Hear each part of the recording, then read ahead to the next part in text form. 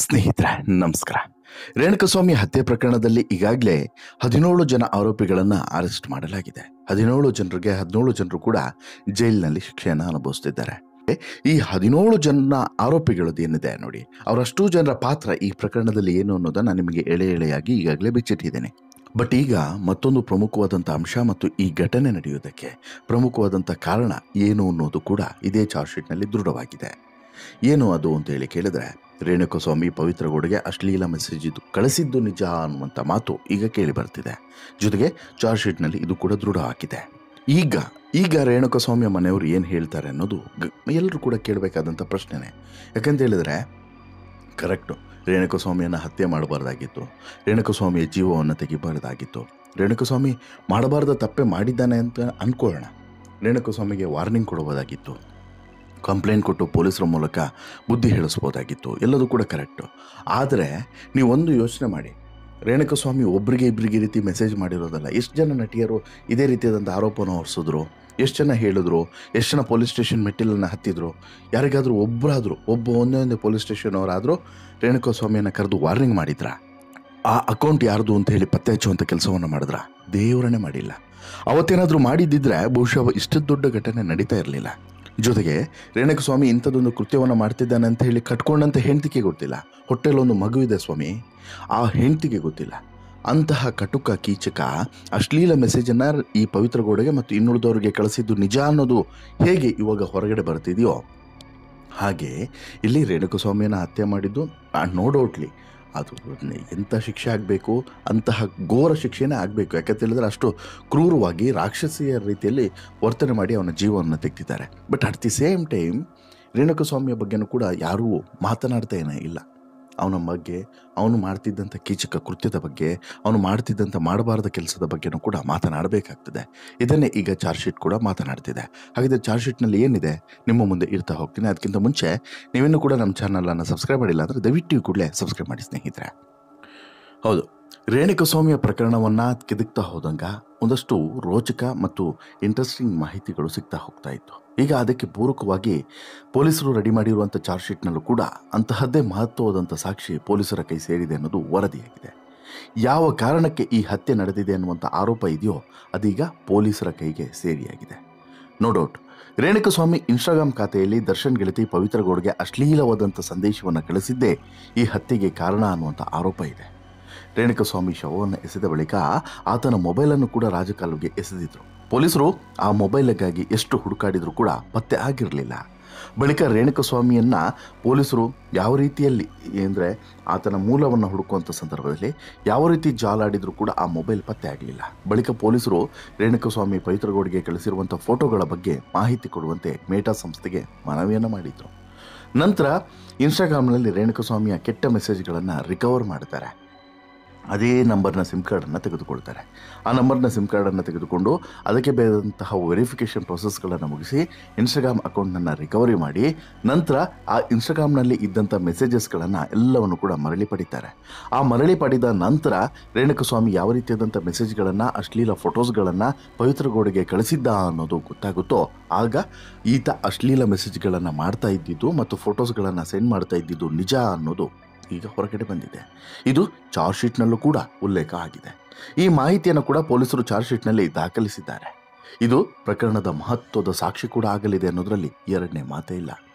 ಸದ್ಯ ಚಾರ್ಜ್ ಶೀಟ್ನಲ್ಲಿ ಪೊಲೀಸರು ಯಾವೆಲ್ಲ ಸಾಕ್ಷಿಗಳನ್ನು ಕಲೆ ಹಾಕಿದ್ದಾರೆ, ಈ ಹತ್ಯೆಯ ಬಗ್ಗೆ ಯಾವೆಲ್ಲ ಸತ್ಯಗಳನ್ನು ಕಂಡುಕೊಂಡಿದ್ದಾರೆ ಅನ್ನುವಂಥ ಕುತೂಹಲ ಇದೆ.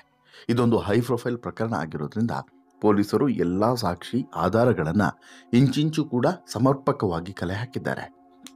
100ಕ್ಕೂ ಹೆಚ್ಚಿನ ಹೇಳಿಕೆಯನ್ನು ದಾಖಲಿಸಿಕೊಂಡಿದ್ದಾರೆ. ಜೊತೆಗೆ ನಟ ಚಿಕ್ಕಣ್ಣ ಅವರ ಹೇಳಿಕೆ ಇರ್ಬೋದು, CCTV ದೃಶ್ಯಾವಳಿಗಳಿರ್ಬೋದು, ದರ್ಶನ್ ಬಟ್ಟೆ ಇರ್ಬೋದು, ಪವಿತ್ರಗೌಡ ಚಪ್ಪಲಿ ಇರ್ಬೋದು, ಆರೋಪಿಗಳ ಮೊಬೈಲ್ ಟವರ್ ಲೊಕೇಶನ್ಸ್ ಇರ್ಬೋದು, ಹಾಗೆಯೇ ಇನ್ನುಳಿದಂತಹ ಪ್ರಮುಖವಾದಂಥ ಸಾಕ್ಷಿಗಳಿರ್ಬೋದು, ಎಲ್ಲವನ್ನು ಕೂಡ ಹೇಳ್ತಾ ಹೋದರೆ 300-400 ಪಟ್ಟಿ ಬರ್ತದೆ. ಅಷ್ಟು ಸಾಕ್ಷಿಗಳನ್ನು ಕೂಡ ಸಂಗ್ರಹಿಸಿ ಹೈದರಾಬಾದ್ನ FSLಗೆ ಕಳಿಸಿ ಅಲ್ಲಿನ ಪರೀಕ್ಷಾ ವರದಿಗಳನ್ನು ಪೊಲೀಸರು ತರಿಸ್ಕೊಂಡಿದ್ದು ಮಾತ್ರವಲ್ಲದೆ ಯಾವ್ಯಾವ ಟೆಕ್ನಿಕಲ್ ಎವಿಡೆನ್ಸ್ ಇದೆ, ಯಾವ್ಯಾವ ಭೌತಿಕವಾದಂಥ ವರದಿಗಳಿದ್ದಾವೆ, ಯಾವ್ಯಾವುದು ದೈಹಿಕವಾದಂಥ ವರದಿಗಳಿದ್ದಾವೆ, FSL ಇರ್ಬೋದು, ಪ್ರತಿಯೊಂದನ್ನು ಕೂಡ ರಿಪೋರ್ಟ್ಗಳನ್ನು ತರಿಸ್ಕೊಂಡು ಅದನ್ನು ಚಾರ್ಜ್ ಶೀಟ್ನಲ್ಲಿ ಎಲ್ಲವನ್ನು ಕೂಡ ಒನ್ ಬೈ ಒನ್ ಉಲ್ಲೇಖ ಮಾಡ್ತಾ ಹೋಗಿದ್ದಾರೆ. ಇದರಲ್ಲಿ ದರ್ಶನ್ ಗೆಳತಿ ಪವಿತ್ರಗೆ ಈ ಕೀಚಕ ರೇಣುಕಸ್ವಾಮಿ ಈಗ ಹತ್ಯೆ ಆಗಿದ್ದಾನಲ್ಲ ಆತ ಮೆಸೇಜ್ ಮಾಡಿದ್ದ ಅನ್ನೋದು ಸ್ಪಷ್ಟವಾಗಿ ಗೊತ್ತಾಗ್ತಿದೆ. ಹಾಗಿದ್ರೆ ಕಾನೂನಿನಲ್ಲಿ ಆತನಿಗೂ ಕೂಡ ಒಂದು ಶಿಕ್ಷೆ ಅನ್ನೋದು ಬೇಕಿತ್ತಲ್ವ? ಕಾನೂನಿನ ಪ್ರಕಾರ ಆತನು ಕೂಡ ತಪ್ಪು ಮಾಡಿದ್ದಾನಲ್ಲ, ಆತನಿಗೂ ಕೂಡ ಒಂದು ಶಿಕ್ಷೆ ಅನ್ನೋದು ಆಗಲೇಬೇಕಲ್ವ? ಇವತ್ತೆಲ್ಲ ನಾಳೆ ಆತನಿಗೂ ಕೂಡ ಅಂದರೆ ಈಗ ಆತನು ತಪ್ಪು ಮಾಡಿದ್ದಾನೆ ಅಲ್ವಾ, ಅದರಲ್ಲಿ ಏನಿದೆ ಡೌಟು? ಆತ ತಪ್ಪು ಮಾಡಿರೋಂಥ ಕಾರಣಕ್ಕೆ ಅಲ್ವಾ ಇಂಥದ್ದೊಂದು ಕೃತ್ಯ ನಡೆದಿದ್ದು.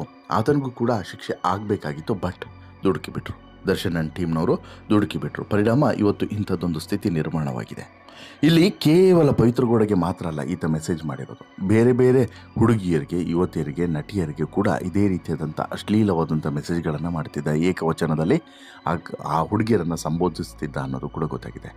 ಜೊತೆಗೆ ಪವಿತ್ರಗೌಡ ಕೂಡ ಕೊನೆಯ ಮೂಮೆಂಟ್ನಲ್ಲಿ ಯಾವಾಗ ಈ ರೀತಿಯಾದಂಥ ಒಂದು ಕೃತ್ಯವನ್ನು ನಡೆಸಬೇಕು ಅಂದರೆ ರೋಸಾಗಿ ಹೋಗಿದ್ರು. ದಿನ ಅಲ್ಲಿಗೆ ಯಾರು ಸ್ವಾಮಿ, ಈಗ ನಾನೇ ಯಾರಿಗೋ ಒಂದು ಹುಡುಗಿಗೆ ಪ್ರತಿನಿತ್ಯ ಇದೇ ರೀತಿಯಾದಂಥ ಮೆಸೇಜನ್ನು ಕಳಿಸ್ತಾ ಕೂತ್ರೆ ಅಶ್ಲೀಲವಾಗಿ, ಆಕೆ ಕೂಡ ರೋಸಿ ಹೋಗಲ್ವಾ? ಯೋಚನೆ ಮಾಡಿ. ನಮ್ಮನೆ ಹೆಣ್ಮಕ್ಳಾದ್ರೂ ಕೂಡ ಅದೇ ರೀತಿ ಅಲ್ವಾ? ಇಲ್ಲಿ ರೇಣುಕಸ್ವಾಮಿ ಸಪೋರ್ಟು ಅಥವಾ ರೇಣುಕಸ್ವಾಮಿಗೆ ಸಪೋರ್ಟ್ ಮಾಡದೇ ಇರೋದು ಅಂತಲ್ಲ, ಅಕ್ಷಮ್ಯ ಅಪರಾಧನೇ, ಹತ್ಯೆ ಮಾಡಿರೋದು ಅಕ್ಷಮ್ಯ ಅಪರಾಧನೇ, ಅದರಲ್ಲಿ ಎರಡನೇ ಮಾತಿಲ್ಲ. ಬಟ್ ನಾನು ಹೇಳ್ತಿರೋದು ಸಿಚುವೇಶನ್ಸು, ಆ ಮೂಮೆಂಟ್ನಲ್ಲಿ ಇದ್ದಂಥ ಸಿಚುವೇಶನ್ಸ್ ಹೇಗಿತ್ತು ಅಂತೇಳಿ. ಪ್ರತಿನಿತ್ಯ ಈ ರೀತಿ ಮಾಡೋದು, ಅದರಲ್ಲೂ ಕೂಡ ನಮ್ಮ ಪ್ರೈವೇಟ್ ಪಾರ್ಟ್ಗಳನ್ನ ಅಂದರೆ ಹುಡುಗರ ಪ್ರೈವೇಟ್ ಪಾರ್ಟನ್ನು ಒಂದು ಹುಡುಗಿಗೆ ಕಳಿಸೋದು ಅಂತ ಹೇಳಿದ್ರೆ ಎಂಥ ಅಸಹ್ಯಕರ ಅಲ್ವಾ? ಆ ರೀತಿ ಮಾಡ್ತಾ ಇದ್ದ ಈತ ಅಂತೇಳಿ ಅದನ್ನು ಕಳಿಸಿ ನಂತರ ಅದರಲ್ಲಿ ಪುನಃ ಈಗ ನೋಡು ಅಂದರೆ ಕಂಪ್ಯಾರಿಸನ್ ಮಾಡುವಂಥದ್ದು, ಈ ರೀತಿಯಾಗಿ ಕೆಟ್ಟದಾಗಿ ನಿಮ್ಗೆ ಬಹುಶಃ ಅರ್ಥ ಆಗ್ಬೋದು ಆತ ಏನು ಹೇಳಿರ್ಬೋದು ಅಂತೇಳಿ. ಆ ರೀತಿಯಾದಂಥ ಕಂಪ್ಯಾರಿಸನ್ಗಳನ್ನು ಮಾಡೋದು, ಜೊತೆಗೆ ಬೇರೆ ಬೇರೆ ರೀತಿಯಾಗಿ ಮೆಸೇಜನ್ನು ಮಾಡುವಂಥದ್ದು. ಒಂದು ರೀತಿಯಲ್ಲಿ ಅಲ್ಲಿ ನೋಡಿ ಸೋನುಗೌಡಗೆ ಮಾಡಿದಂಥ ಮೆಸೇಜ್ ಇರ್ಬೋದು, ಜೊತೆಗೆ ಬೇರೆ ಬೇರೆ ನಟಿಯರಿಗೆ, ಚಿತ್ರಲ್ಗೆ ಮಾಡಿದಂಥ ಮೆಸೇಜಸ್ಗಳಿರ್ಬೋದು, ಬೇರೆ ನಟಿಯರಿಗೆ ಮಾಡಿದಂಥ ಮೆಸೇಜಸ್ಗಳಿರ್ಬೋದು. ಅವೆಲ್ಲವೂ ಕೂಡ ನೋಡುವಾಗ ಎಂಥವರ ಮೈಯಾದರೂ ಉರಿಲೇಬೇಕು. ಇಲ್ಲೂ ಕೂಡ ಹಾಗೆ ಆಗಿದೆ. ಸೊ ದಟ್ ಏನು ಮಾಡ್ತಾರೆ, ಅಂತಿಮ ಭಾಗದಲ್ಲಿ ಪವಿತ್ರಗೌಡ ಮೊಬೈಲಿಂದ ಅಂದರೆ ಇನ್ಸ್ಟಾಗ್ರಾಮ್ ಅಕೌಂಟ್ನಿಂದ ಪವನ್ ಚಾಟ್ ಮಾಡಿ ನಂತರ ಬೆಂಗಳೂರಿಗೆ ಕರೆಸು ಅಂದರೆ ಚಿತ್ರದುರ್ಗದಲ್ಲಿ ಮೆಸೇಜ್ ಮಾಡಿ ಆತನ ಬಗ್ಗೆ ಮಾಹಿತಿಗಳನ್ನು ಕಲೆಕ್ಟ್ ಮಾಡ್ತಾರೆ. ಯಾರು? ಪವನ್ನು ಇದೇ ಪವಿತ್ರಗೌಡ ಅಕೌಂಟ್ನಿಂದ ಮೆಸೇಜ್ ಮಾಡ್ತಾನೆ. ಪವಿತ್ರಗೌಡ ಮಾಡಿರೋ ಮೆಸೇಜನ್ನು ಮಾಡಿ ಈ ರೇಣುಕಸ್ವಾಮಿಗೆ ರಿಪ್ಲೈಯನ್ನು ಮಾಡಿಬಿಟ್ಟು ಒಂದಷ್ಟು ವಿಚಾರಗಳನ್ನು ತಿಳ್ಕೊಳ್ತಾರೆ. ಯಾರವನು, ಏನು, ಎಂತ ಅಂಥೇಳಿ ಊರು ಗೊತ್ತಾಗುತ್ತೆ, ಹೆಸರು ಗೊತ್ತಾಗುತ್ತೆ, ಎಲ್ಲಿ ಕೆಲಸ ಮಾಡ್ತಾನೆ ಅನ್ನೋದು ಗೊತ್ತಾಗುತ್ತೆ. ನಂತರ ಈ ಅಲ್ಲಿನ ಅಸೋಸಿಯೇಷನ್ ಪ್ರೆಸಿಡೆಂಟ್ ಇದ್ದಾನಲ್ಲ ರಘು, ಆತನಿಗೆ ಇವನು ಸುಪಾರಿಯನ್ನು ಕೊಡುವಂಥದ್ದು. ಗುರು ಹಿಂಗಿದ್ದಾನೆ, ತಕ್ಕೊಂಬಾ ಬೆಂಗಳೂರಿಗೆ ಅಂತೇಳಿ. ಇಷ್ಟೆಲ್ಲ ಆದರೂ ಕೂಡ ದರ್ಶನ್ಗೆ ಇದ್ರ ಬಗ್ಗೆ ಮಾಹಿತಿ ಇತ್ತು ಅನ್ನೋದು ಎಲ್ಲೂ ಕೂಡ ಉಲ್ಲೇಖ ಆಗಿಲ್ಲ. ದರ್ಶನ್ಗೆ ಬೆಂಗಳೂರಿಗೆ ಕರ್ಕೊಂಬಂದ ಬಳಿಕನೇ ಗೊತ್ತಾಗಿತ್ತು, ಸರ್ ಈ ರೀತಿ ಒಬ್ಬ ಹುಡುಗನನ್ನು ಕರ್ಕೊಂಬಂದಿದ್ದೀವಿ, ಚೂರು ಬನ್ನಿ ಅಂತ ಹೇಳ್ಬಿಟ್ಟು ಕರ್ಕೊಂಡು ಹೋಗ್ತಾರೆ ಅಂತೇಳಿ. ಬಟ್ ಇವ್ರು ಏನು ಮಾಡ್ತಾರೆ ತಪ್ಪು, ಎಣ್ಣೆ ನಶೆಯಲ್ಲಿರ್ತಾರೆ. ಅಲ್ಲಿಗೆ ಶೆಡ್ಗೆ ಹೋಗೋದಕ್ಕಿಂತ ಮುಂಚೆ ಕಂಪ್ಲೀಟಾಗಿ ಎಣ್ಣೆ ಹೊಡ್ಕೊಂಡು ಎಣ್ಣೆ ನಶೆಯಲ್ಲಿ ಹೋಗ್ತಾರೆ. ನಂತರ ಏನಾಯಿತು ಏನೋ ಒಬ್ರಿಗೂ ಕೂಡ ಗೊತ್ತಿಲ್ಲ. ಗೊತ್ತಾಗುವಂಥ ಹೊತ್ತಿಗೆ ಕಾಲ ಮಿಂಚಿ ಹೋಗಿತ್ತು, ಮಧ್ಯರಾತ್ರಿ ಆಗಿ ಹೋಗಿತ್ತು. ಏನು ಮಾಡಿದ್ರು ಕೂಡ ಏನು ಮಾಡ್ತಿದ್ದೀವಿ, ಏನು ಮಾಡಬೇಕು, ಏನೇ ಮಾಡಿದ್ರೂ ಕೂಡ ಆಗಲೇ ಇಲ್ಲ. ವಿಧಿಯಾಟ ಅನ್ನೋದು ಇವತ್ತು ತಂದು ಬಳ್ಳಾರಿ ಜೈಲಲ್ಲಿ ದರ್ಶನನ್ನು, ಇನ್ನುಳಿದವ್ರನ್ನ ಬೇರೆ ಬೇರೆ ಜೈಲಲ್ಲಿ ಬಿಸಾಕಿದೆ. ಬಹುಶಃ ರೇಣುಕಸ್ವಾಮಿಯ ಒಂದೇ ಒಂದು ಎಡವಟ್ಟುಗಳು ಅಥವಾ ಈ ರೀತಿಯಾದಂಥ ಮನಸ್ಥಿತಿ ಇವತ್ತು ಈ ರೀತಿ ಮಾಡ್ತು ಅಂತಲೂ ಕೂಡ ಹೇಳ್ಬೋದು. ಬಟ್ ನಾವೆಲ್ಲರೂ ಕೂಡ ಒಂದು ಸಲ ಯೋಚನೆ ಮಾಡಲೇಬೇಕು. ಈ ರೀತಿ ಮೆಸೇಜ್ ಮಾಡೋರು, ಈ ರೀತಿ ಮೆಸೇಜ್ ಮಾಡುವಂಥ ಮನಸ್ಥಿತಿ ಇರೋರು ಒಂದು ಸಲ ಆಲೋಚನೆ ಮಾಡಿ. ಇದೇ ರೀತಿಯಾದಂಥ ಪರಿಸ್ಥಿತಿ ನಾಳೆ ನಿಮ್ಮನೆಗೂ ಕೂಡ ಬರಬಹುದು, ಬರಲಿ ಅಂತಲ್ಲ ಬರಬಹುದು. ಮತ್ತು ಈ ರೀತಿ ಮೆಸೇಜ್ ಮಾಡೋರನ್ನು ಯಾರನ್ನಾದರೂ ನೀವು ನೋಡಿದ್ರೆ, ಬಹುಶಃ ಗಮನಿಸಿದ್ರೆ ಅವರಿಗೆ ಬುದ್ಧಿವಾದವನ್ನು ಹೇಳಿ, ಸರಿ ಮಾಡಿ. ಮನೆಯವರು ಕೂಡ ಸ್ವಲ್ಪ ನಿಗವನ್ನು ಇಟ್ಟಿರಿ. ಈ ರೀತಿ ಮನಸ್ಥಿತಿ ಇರೋರು ಈ ಸಮಾಜಕ್ಕೂ ಕೂಡ ತುಂಬ ಅಪಾಯಕಾರಿ ಅನ್ನೋದನ್ನು ಮರಿಬೇಡಿ.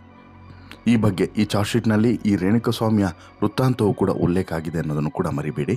ಈ ಬಗ್ಗೆ ರೇಣುಕಸ್ವಾಮಿಯ ಮನೆಯವರು ಏನು ಹೇಳ್ತಾರೆ ಅನ್ನೋದನ್ನು ಕಾದು ನೋಡಬೇಕು. ನಿಮಗೇನು ಅನಿಸುತ್ತೆ ಸ್ನೇಹಿತರೆ? ನಿಮ್ಮ ಅಭಿಪ್ರಾಯ ಏನು? ರೇಣುಕಸ್ವಾಮಿಯ ಈ ವೃತ್ತಾಂತವನ್ನು ಕೇಳಿದ ಬಳಿಕ ನಿಮಗೇನು ಅನ್ನಿಸ್ತಿದೆ? ದಯವಿಟ್ಟು ಕಮೆಂಟ್ ಮಾಡಿ ತಿಳಿಸಿ. ಜೊತೆಗೆ ಈ ಸ್ಟೋರಿ ಇಷ್ಟ ಆಯಿತು ಅಂತ ಹೇಳಿದ್ರೆ ಲೈಕ್ ಮಾಡಿ, ಶೇರ್ ಮಾಡಿ, ಚಾನಲ್ಗೆ ಸಬ್ಸ್ಕ್ರೈಬ್ ಆಗೋದನ್ನು ಮರಿಬೇಡಿ. ಧನ್ಯವಾದ.